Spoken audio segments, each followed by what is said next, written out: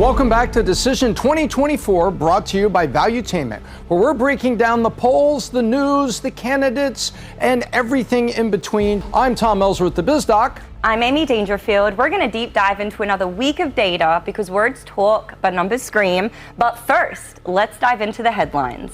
What happened this week? First and foremost, Kamala Harris actually opened her mouth to talk about some type of a policy. And I don't know why so many people were surprised that it was a little bit reminiscent of more socialist policies, with a $6,000 credit being applied to newborns. From there, Chicago braces for the DNC. This is happening as of today. We're filming this on a Monday, and the city is already bracing for riots and everything that's to come.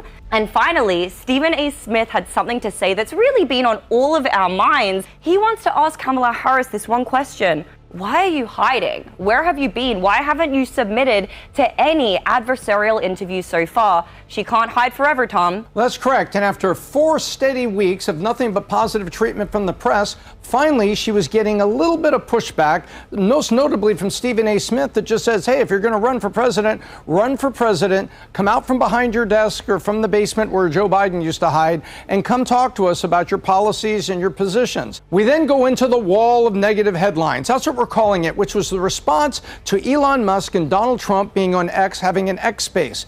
And there is a tremendous amount of negative headlines that went with that. There has been a couple of analyses out there that are saying that Trump is having at least 75% negative media coverage, whereas Kamala Harris has been enjoying 75% positive. In other words, there are people out there, fair-minded reporters, that are saying that Donald Trump is not only trying to defeat Kamala Harris, not only trying to defeat the upswelling of liberalism in America, but he is also desperately trying to defeat the media, who seem to be dedicated to doing everything they can to get her elected, regardless of any bias. How's that bias show up? Look at these negative headlines after Elon Musk and Donald Trump had an X space. There was a little glitch with it, but it was also, many people said, even if you didn't agree with Donald Trump, that it was a very smooth examination of all the things he stood for, some of which may upset you, some of which you don't like. But we got a very good look at the candidate, and it scored very, very well with his supporters and with independents.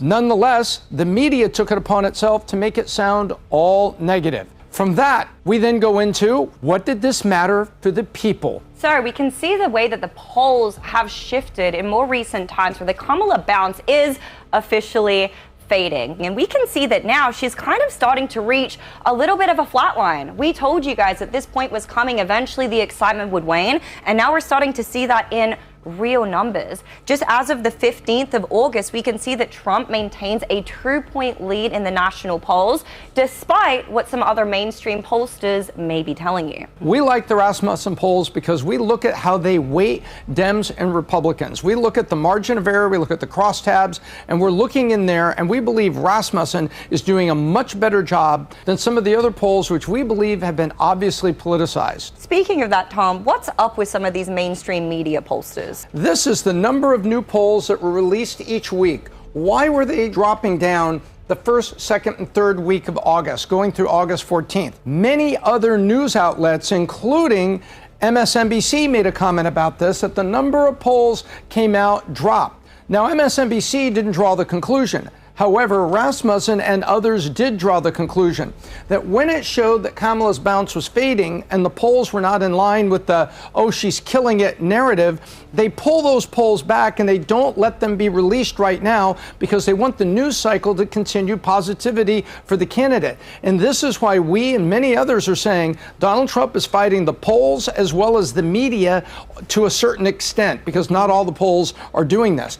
Nonetheless, when the polls fit the narrative, like she's experiencing a bounce and they want to promote her candidacy, look at the number of polls are released. The pollsters are not suddenly not doing polls in the background. They are doing them, but it's when they release them. Then you take a look at here. This is the margin of error going one way or another. From 2020, the margin of error only favored Republicans in 3 of these last polls that were taken, and look at the margin of error that favored Democrats. This is 2020.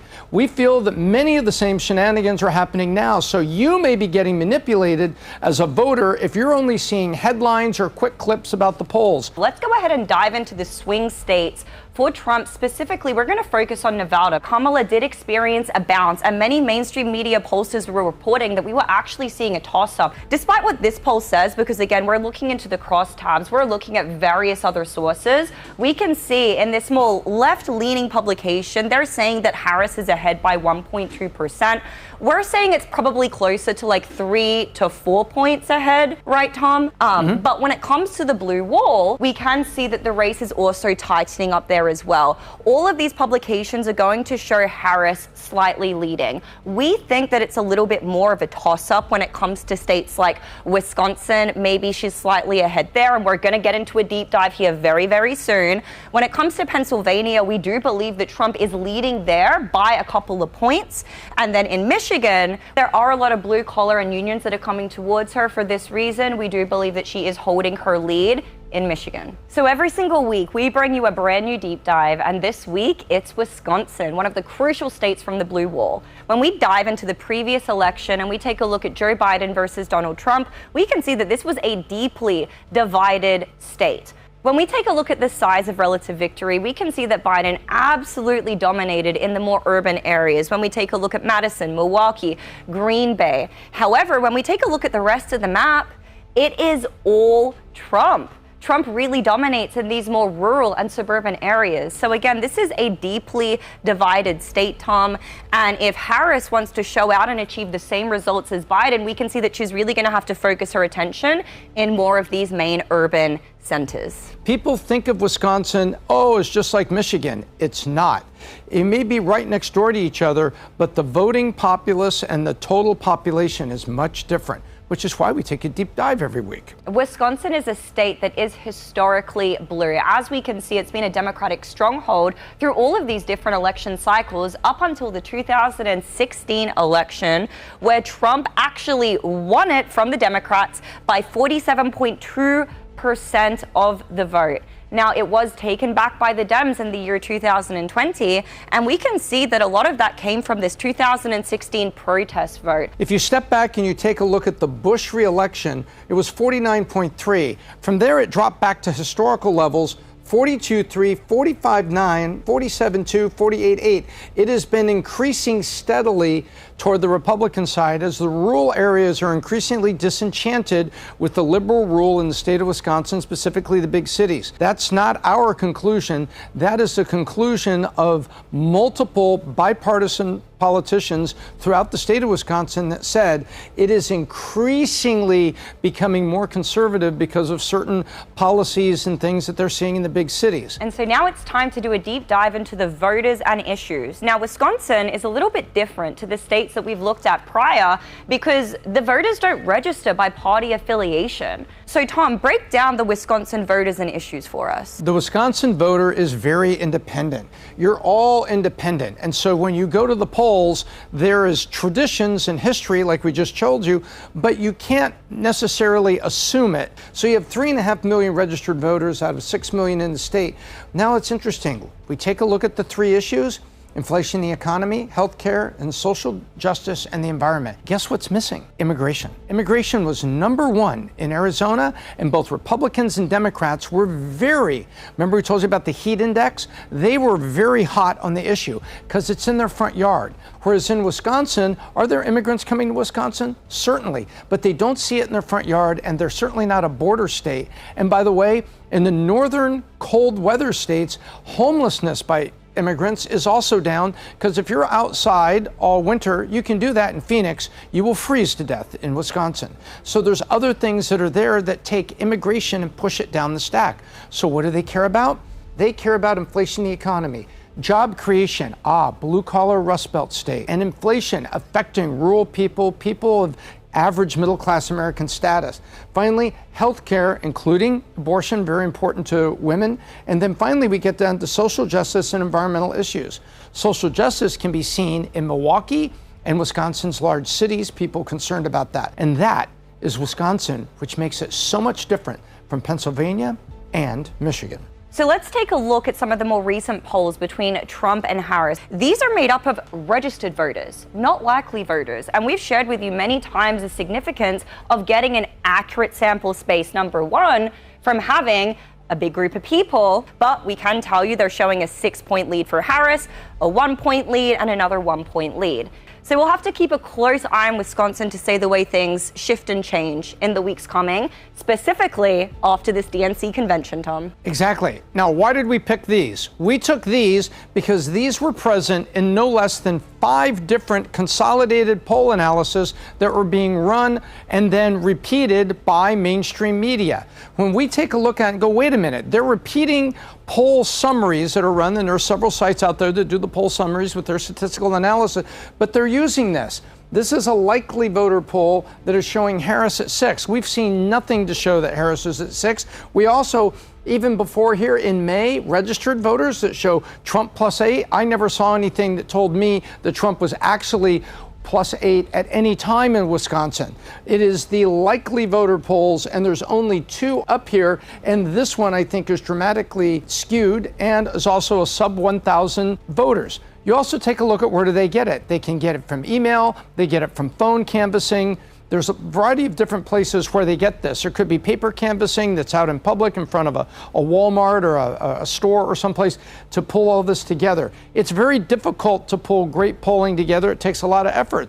That's why pollsters that are worth their weight, get paid very high fees. We believe none of this gives you the real fingerprint of Wisconsin, yet it is all being packaged together like a pot of chili with a summary over the top that then gets touted by CNN or the mainstream media outlets, even Fox, and you look at it and there's no real truth or understanding behind it. What do we see? We see right now, as I explained, about a 1 to 2 for Trump, maybe. I'm more comfortable that Trump is +1 Wisconsin based on the balance of the independent Wisconsin voter. And so now it's time for our Valuetainment Call. This is the culmination of all of the data you just saw, plus our own aggregate through VT Analytics. So with 11 weeks to the election, what are we seeing, Tom? We believe Trump's probability is back to 55 from 45 of a week ago, and here's why. There has been some settling of the Harris bounce, and there's been some higher quality data that we've been able to get our hands on. We believe Georgia is not nearly the toss-up that's talked about in the headlines. It is not a 5 or 10-point Trump lead. We believe it's 4. We also get to North Carolina that had been saying, it could be slipping into toss-up category. We still believe it is Trump 3. Arizona, we do believe is on the edge. However, we think that Trump has an edge there and that the bounce is settling out in his favor. Nevada, on the other hand, we are seeing that the voters now, again, around 4% for Trump. Nevada is leaning more and more for Trump than Arizona, and yet Arizona's historically red.